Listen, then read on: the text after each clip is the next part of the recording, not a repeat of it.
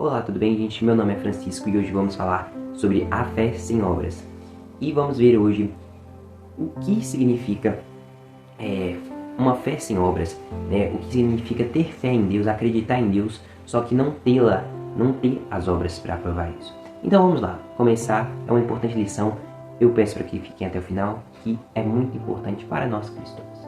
Em Tiago 2, do 14 ao 26, vai falar assim: Meus irmãos, que aproveita se alguém disser que tem fé e não tiver as obras? Porventura a fé pode salvá-lo? E se o irmão ou irmã estiverem nus e tiverem falta de mantimento cotidiano, e algum de vós disser, ide em paz, aqueitai-vos e fartai-vos, e não lhe der as coisas necessárias para o corpo, que proveito virá daí? Assim também, a fé, se não tiver as obras, é morta em si mesma. Mas dirá alguém, tu tens a fé e eu tenho as obras, mostra-me a tua fé sem as tuas obras, e eu mostrarei a minha fé pelas minhas obras. Tu credes que há um Deus? Fazes bem, também os demônios creem e estremecem. Mas o homem vão, queres tu saber que a fé sem obras é morta? Porventura Abraão, o nosso pai, não foi justificado pelas obras quando ofereceu seu filho Isaque sobre o altar? Bem vês que a fé cooperou com as suas obras, e que pelas obras a fé foi aperfeiçoada. E cumpriu a escritura que diz, e criou Abraão em Deus, e lhe foi imputado como justiça, e foi chamado o amigo de Deus. Vedes então que o homem é justificado pelas obras, e não somente pela fé. E de igual modo Raabe, a meretriz, não foi também justificada pelas obras, quando recolheu os emissários e os despediu por outro caminho, porque assim como o corpo sem o espírito está morto, assim também a fé sem obra é morta. Então aqui, gente, primeiramente nesses versículos aqui que eu li, fala sobre se uma pessoa, dá um exemplo, se uma pessoa tivesse passando uma necessidade ali, física mesmo, e ela tivesse com fome. Se ela estivesse precisando comer, quase morrendo de fome ali, há muito tempo sem comer, e você virasse para ela e falasse assim, nossa, vai em paz, que Deus te abençoe, e não desse ela o que comer, de que adiantaria o que você falou, né? A mesma coisa que, isso dá um exemplo, né? Que diz que é a mesma coisa se você fala que tem fé em Deus e não pratica as obras. Essas obras representam mudança de vida, representam obras na sociedade em geral também boas que você faz, representam as boas coisas que você faz, né? E representam também as más coisas que você faz, porque aqueles que têm fé em Deus devem fazer boas obras. Um cristão, ele não é salvo pelas suas obras. Ele é salvo porque Jesus Cristo morreu por cada um de nós. E por isso temos a salvação. Não adianta fazermos boas obras e não crermos em Jesus, porque a pessoa que faz boas obras e não crê em Jesus, ela não vai para o céu. Mas, um cristão que tem a salvação, um cristão que acredita em Deus verdadeiramente, ele automaticamente já vai praticar essas boas obras. Por quê? Porque as boas obras são consequências de uma vida com Deus, de uma vida realmente santa com Deus, de uma prática que ali busca melhorar, né, cada dia. Então, se uma pessoa realmente é salva, ela vai praticar essas boas obras. Se uma pessoa realmente ela crê em Deus e ela segue Deus, ela vai praticar essas obras, porque a Bíblia é cheia de normas, leis, de coisas que a gente deve fazer e que o Espírito Santo toca em nós dia a dia, mostrando quais são elas que a gente deve fazer, que a gente deve praticar, e as que também não devemos praticar. E se nós falamos que acreditamos em Deus, e se nós falamos que somos crentes, e se falamos que somos cristãos, e não temos essas obras, essa nossa fé, o que a gente diz é em vão. Agora eu vou dar um exemplo para vocês, que, por exemplo, uma pessoa que ela fala para a outra parar de mentir. Ela fala isso, você tem que parar de mentir e tudo.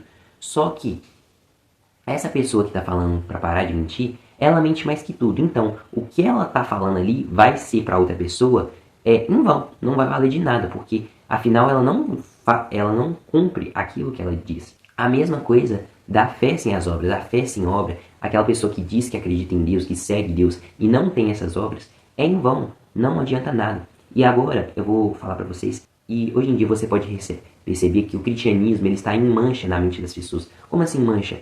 Por quê?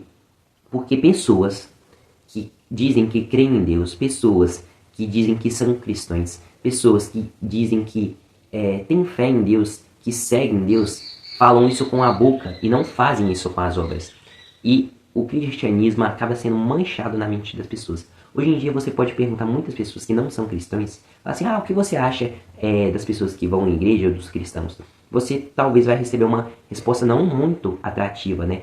Você vai receber, que essas pessoas, que esses pastores roubam dinheiro, não sei o que, falam muitas coisas más às vezes.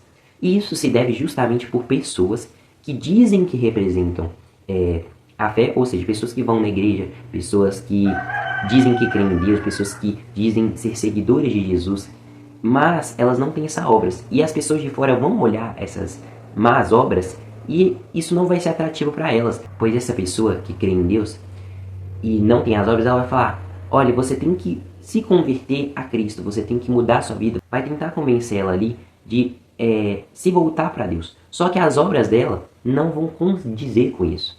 Então aquela pessoa de fora vai olhar, ela vai reparar e vai falar assim: olha, mas essa pessoa diz que tem uma vida com Deus, só que ela faz tudo de errado, ela rouba, ela mente, ela engana, ela não paga o que ela deve. O cristianismo está manchado por essas pessoas que dizem ser crente, mas verdadeiramente não são. E nós, cristãos de verdade, devemos ser cristãos de verdade, ou seja, a nossa fé, o nosso cristianismo deve ser complementado pelas nossas obras. E agora o testemunho, olha que interessante, gente.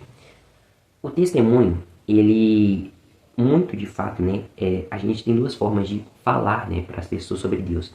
A primeira é realmente falando sobre o amor de Deus, sobre as coisas de Deus. E a segunda forma, e mais importante, é pelas obras. Efésios 2:10 vai falar assim: porque somos feituras suas, criados em Cristo Jesus para as boas obras, as quais Deus preparou para que andássemos nelas.